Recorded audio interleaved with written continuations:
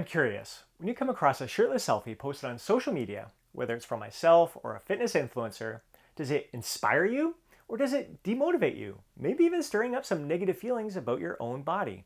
I'd really love to hear your thoughts on this, so please take a moment to share them down in a comment below.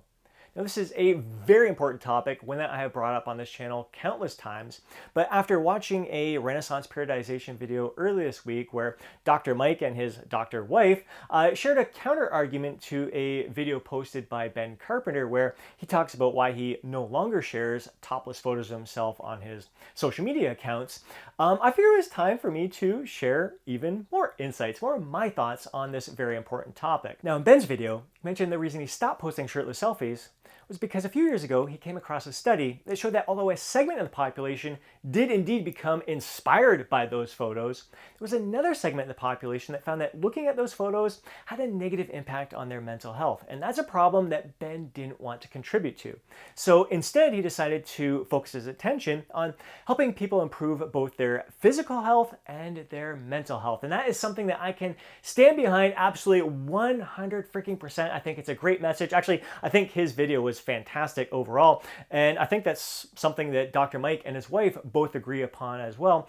The problem that they had with Ben's video, or the counter argument they had, was the part of the video where Ben was scrolling through his social media accounts to a few years ago when all his posts were shirtless selfies, and he goes, cringe. And you can interpret that any way you want. We're all going to interpret it a little bit different, but I think some people will interpret Ben's reaction to that as being that if anyone who has a social media account where it is nothing but shirtless selfies, or mostly shirtless selfies, is not doing a service to the fitness industry. It's actually doing harm to the fitness industry. And yes, there are going to be some people who may come across those images and it may have a negative impact on their mental health, but there's also going to be people who will view that, and that may be the catalyst that they needed to spark positive change in their life, to become the best physical and mentally healthy person that they can possibly be. And I also think, like, Ben's reaction to that, it kind of puts the physical component to that. Like, are you cringing because it's all about you're making it about abs, like all abs, I'm cringing at that, when really it should just be about improving your physical and mental health. And you can have abs, you can post a lot of shirtless selfies and be both healthy physically and mentally. And the other issue that Dr. Mike and his wife had is that, well, first of all, like, Ben kind of built a large following from that account with all those shirtless selfies.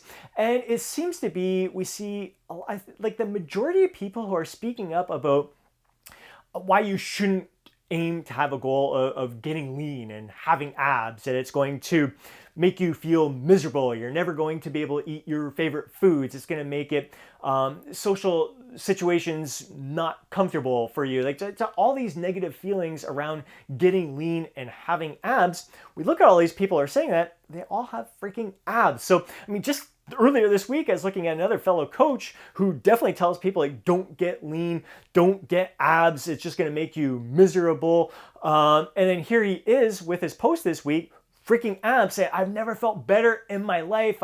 My strength is great. I'm able to enjoy all my favorite foods. I'm like, there's a disconnect between the messaging you're putting out there and the way your body looks. Like, you can be lean, you can have abs and be healthy both physically and mentally.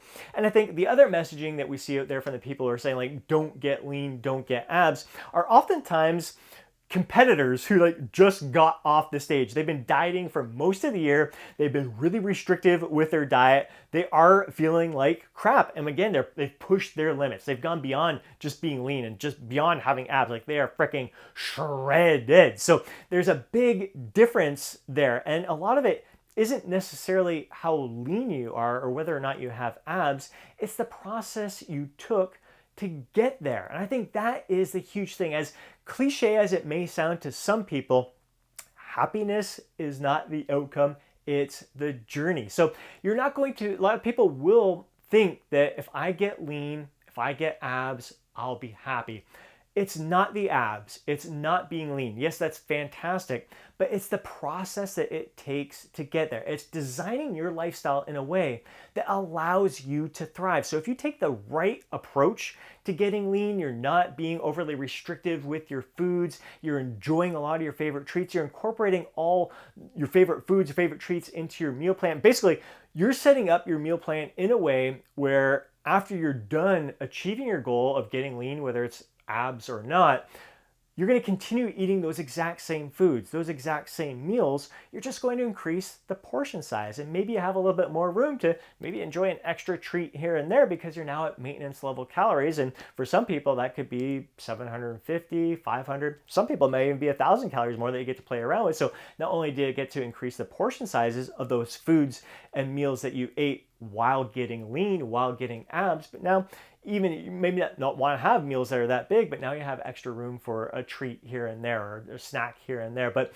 really paying attention throughout the process of how all the foods you're consuming are making you feel. Like, focus on thriving, consuming the foods that make you feel your best, the timing of the meals that allows you to sustain your energy throughout the day, performing the activities that make you live your life to the fullest. Like all the activities that I do, I can't wait to do. I can't wait to get into the gym. I can't wait to get out on the paddleboard. I can't wait to walk Chief. I can't wait to go for a hike with my parents. I can't wait to just move my body in a way that allows me to experience life to the fullest. So when you're following a process to get lean, to get abs, yes, it's going to be a little bit more challenging because you are depriving yourself to some degree. You're in a calorie deficit. You're consuming less than what your body needs to sustain itself. So it's going to be challenging. It's not going to be like, oh my God, I have loads of energy, but I've been through many cutting phases where I feel fantastic. I actually experienced strength gains throughout that an entire cutting phase there because I was focusing on my quality of sleep each and every day, my quality nutrition, just doing things that made me feel alive, that brought out the best in me.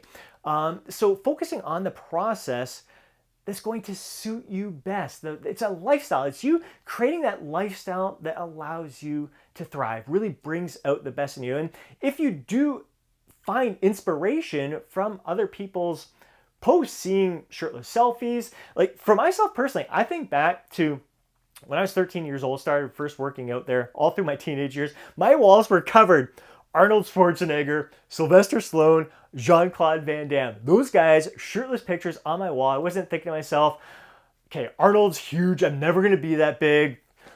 Why bother here? Like, I feel so bad about my tiny little 148-pound physique right now. Back then, it was like not even 120 pounds at that point. Like, I know I'm never going to be an Arnold Schwarzenegger, but I'm still inspired by him and his work ethic and how the symmetry, like how he approached bodybuilding with an artistic approach there, like looking at his body as a sculpture and looking for that balance, the proportion, the symmetry. Like he really looked at it as a work of art, a thing of beauty, and he used his weights and his diet to kind of mold himself like that. So I became inspired by that, knowing I was never going to be a 200+ pound monster with that incredible physique. I was just working with the gifts I've been granted. Now, Sylvester Stallone, like 176 pounds, I think he was, like Rocky IV. I'm not quite sure what he was in Rambo, probably pretty close to that. So a little more realistic. Jean-Claude Van Damme, I think, had another he was probably my ideal role model back then, similar type physique.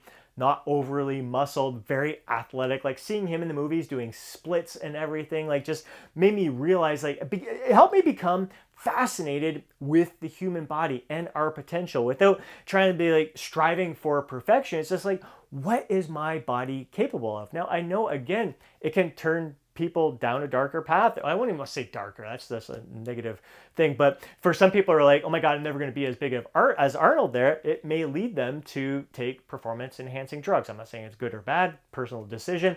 But yeah, they may, because they don't feel like they can get big enough themselves, they've got to go with some other alternatives. And chances are a lot of those guys as well just never feel big enough. So there's always that risk in there. But for myself personally, I get inspired by that. I was just having a great conversation yesterday in the gym with one of my bros there who's talking about how before his workouts, like he watches other guys work, like YouTube videos of with music in the background, guys pumping up, they're freaking jacked and shredded and everything. I was like, dude, like I used to do that as well. It's probably 12 years ago where there was like 1 or 2 YouTube videos that I play before every workout. It's just like the perfect montage. And some of it was guys stepping on stage who were crazy freaking lean. Now, I did compete as well, and that wasn't something I really no longer desire to achieve. And that level of leanness isn't where I feel my best or perform my best. I know where I'm at right now is the best for me. So I know my sweet spot of where I feel my best. I know if I get a little leaner than I am right now, I'm going to start not feeling quite as good as I